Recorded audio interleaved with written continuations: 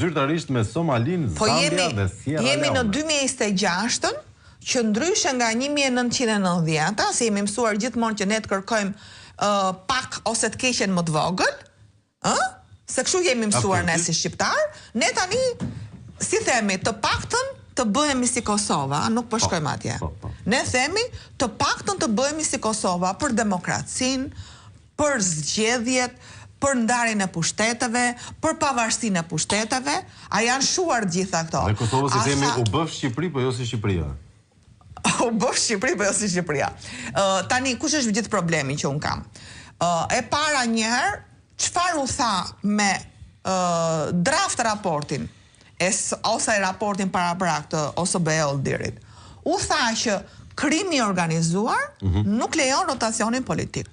Është një fjali që nuk e ka thënë opozita, që mund ta marrësh një deklaratë politike, por është një fjali e rënd që përmbledh çfarë ndodh në një vend që për mua nuk është autokraci, po është diktaturë e pastër, sepse ato pamjet që më pash në Durrës që u ritransmetuan sot janë të dhimbshme kur një kryeministër edhe me gjithë qasjen e tij që të paktën të ketë vetë përmbajtje, me gjithë çfarë probleme shka në prapa sken, të paktën përballë publikut të ketë pak vetë përmbajtje.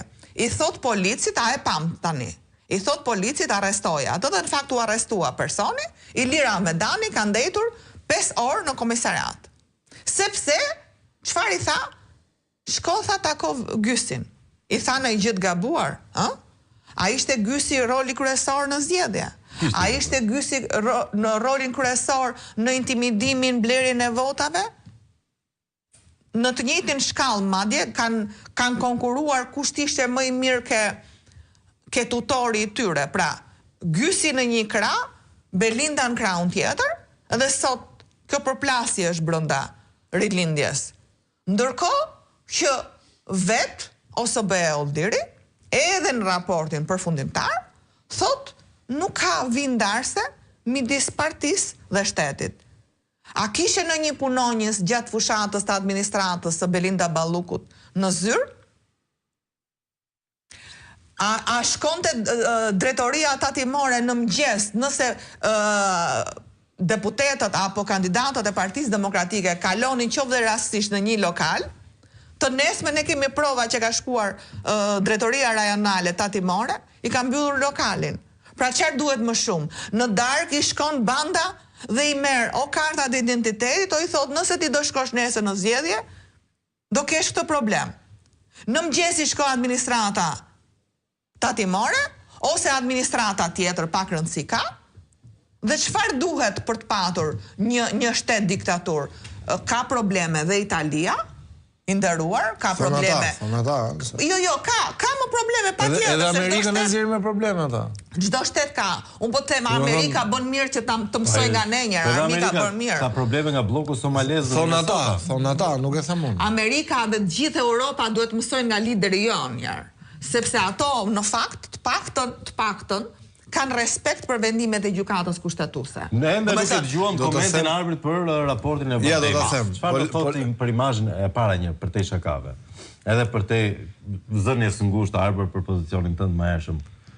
Çfarë do thotë për imazhin e vendit nëse ne jemi në një listë me fundin e botës, si Somalia, Zambia dhe Sierra Leone? Shiko, unë i marr me rezerva gjitha raportet, sidomos ato që e kategorizojnë Shqipërinë në një nivel të tillë. Unë nuk besoj asnjëherë kush e njeh botën afrikane dhe besoj dhe ti e njeh shumë mirë, e njohin edhe shumë të tjerë.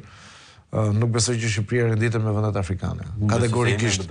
Sepse aty janë vende që janë me grusht e shteti, ka vrasje gazetarësh etj. Nuk është gjë. Nuk është grusht shteti ky që i bëri Edi Rama drejtësisë me Belinda Ballukun. Flasim grusht e shteti me Kalashnikov. Grusht e shteti ka në shumë forma. Grusht e shteti ka në çdo forma. Po andej bëhen në tanqe. Të mos ekzekutosh një vendim të gjykatës kushtetuese, të mbrosh Belinda Ballukun siç është si konkret, se me gjykatën kushtetuese ka filluar që 2021 për teatrin kombëtar.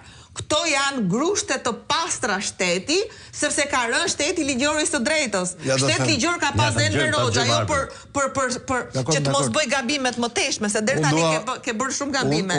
Që ke mbajt krahun e rilindjes, po. Unë dua të jem parimor. Që t'jemi të hapur përpara fakteve. Pra, shtet ligjor, që të kuptosh, ka pas dhe Enver Hoxha. Ne në demokraci flasim për shtet ligjor të së drejtës. Ka rënë me ko. Dhe këtu është problemi. Unë dua të them atë që unë mendoj që është e drejtë. Nuk dua të mbaj anën e asnjëri sepse nuk ka nevojë. Ka 83 deputet dhe është njëri më mirë se tjetri. Është njëri më mirë se tjetri. Bëjmë emision tjetër. Por mirë. Sidomos me zëqin. Sidomos me zëqin. Nuk ka nevojë për mua, domethënë ai nivel deputetësh. Artikulimi është pika e tyre fort.